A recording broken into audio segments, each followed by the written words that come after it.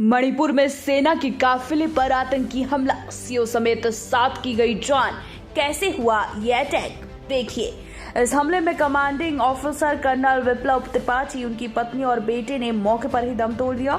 वहीं बाद में 4 और जवान शहीद हो गए। ऐसे में आतंकियों की इस नापाक साजिश ने 7 लोगों की जिंदगी छीन ली। जी हां, मणिपुर में शनिवार को बड़े आतंकी हमले को अंजाम दिया गया। सुबह करीब 10 बजे मणिपुर के चुराचांदपुर जिले के सिंगाट में आतंकियों ने इस हमले को अंजाम दिया है। उनकी तरफ से 40 असम राइफल्स के कमांडिंग ऑफिसर कर्नल विप्लव त्रिपाठी को निशाना बनाया गया और उनके काफिले पर एक जानलेवा हमला हुआ।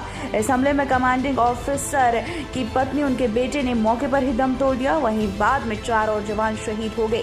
ऐसे में आतंकियों की इस नापाक साजिश ने 7 लोगों की जिंदगी छीनी। अभी तक इस हमले की आधिकारिक तौर पर किसी ने जिम्मेदारी नहीं ली है, लेकिन कहा जा रहा है कि मणिपुर के पीपुल्स लिबरेशन आर्मी ने इसे अंजाम दिया है। इस आतंकी संगठन का जन्म 1978 में हुआ था और तभी ये कई मौकों पर ऐसे हमले कर चुके हैं, लेकिन शनिवार को हुए इस हमले को अब तक का सबसे घातक अटैक माना जा रहा है। जानकारी मिली है कि आतंकियों ने इस हमले को उस समय अंजाम दिया जब 6 असम राइफल्स के कमांडिंग ऑफिसर कर्नल विप्लव त्रिपाठी फॉरवर्ड कैंप से वापस लौट रहे। उस समय उनके काफिले में उनका परिवार भी मौजूद था, लेकिन क्योंकि आतंकियों को उनकी मूवमेंट की पूरी जानकारी थी, ऐसे में एक तय रणनीति के तहत सिंघाट में उनके काफिले को निशाना बनाया गया और ये बड़ा हमला कर दिया गया। मौके पर स्थिति को नियंत्रण में ला लिया गया, लेकिन अभी भी रुक रुक कर फायरिंग होती दिख रही है। ऐसे में सेना ने पूरे इलाके को घेर लिया है।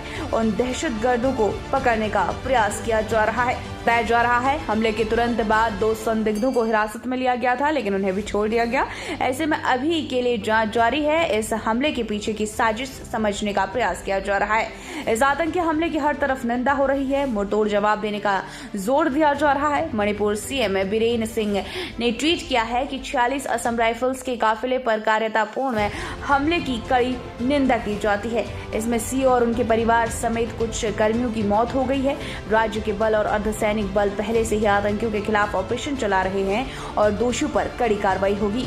रक्षा मंत्री राजनाथ सिंह ने भी इस हमले की कड़ी शब्दों में आलोचना की। उन्होंने कहा, मणिपुर में असम राइफल्स के काफिले पर कायराना हमला बेहद दर्दनाक और निंदनीय है। देश ने सीओ और उनके परिवार के 2 सदस्यों समेत 5 सैनिकों को खो दिया।